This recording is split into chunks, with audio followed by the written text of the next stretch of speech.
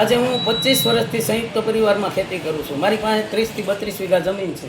આ વર્ષે ચોમાસે મેં મગફળી અને ડુંગળી વાવી હતી, બરાબર। ત્યારે એમાં કમોસમી વરસાદને લીધે તમામ પાક ફેલ ગયો છે, એ તો કુદરતી છે। અને ત્યાર પછી મેં ઘઉં અને ચણા જેવા પાક વાવ્યા છે। હવે આજે ઘઉં મેં 1400ના ભાવના મણ લઈને મારી ખેતીમાં વાવ્યા છે। હવે ખુલ્લી બજારમાં વેચવાવાળામાં 430થી માંડીને 470 રૂપિયા ભાવે માગે છે। આ ઘઉં પોષણક્ષમ ભાવ મને પોસાતા નથી અને બાજરીના પણ ભાવ નથી। એટલે આ બાબતે મેં એક કૃષિ મંત્રીને અરજી લખી છે કે મને ગાંજો વાવવાની પરમિટ આપે। જો કૃષિ મંત્રી મને ગાંજો વાવવાની પરમિટ આપે તો હું એના નીતિ નિયમ પ્રમાણે વાવેતરથી માંડી અને વેચાણ સુધી એના સરકારના નિયમ પ્રમાણે હું ગાંજાનું વાવેતર કરી શકું। કારણ કે અમારા કોઈ પોષણક્ષમ ભાવ નથી।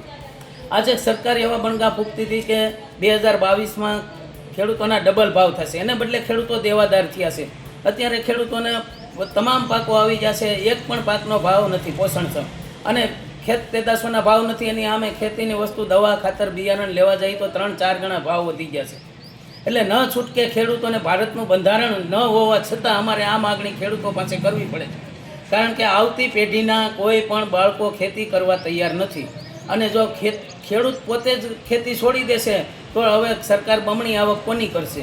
અને બીજા નંબરમાં કે અનાજ કઠોળ કે ધન ધાન્ય પાક ખેડૂત પકવતા બંધ થઈ જશે તો આજથી 5 વર્ષ પછી દેશ માટે પણ મોટી વિકટ પરિસ્થિતિ આવવાની છે। આ માટે જો અમને ભાવ નહીં આપે તો અમને ગાંજો વાવવાની પરમિટ આપે અને કાં અમને પોષણક્ષમ ભાવ આપે, બેમાંથી એક સરકાર અમારું કરે। અને હું ઇન્ડિયા ન્યૂઝને તમામ ચેનલો વતી સરકારને એટલી વિનંતી કરું છું કે હું તો જાગૃત ખેડૂત છું, બીજા અભણ ખેડૂત પણ આત્મહત્યા કરે એ પહેલાં સરકાર અમારું ધ્યાન દોરે।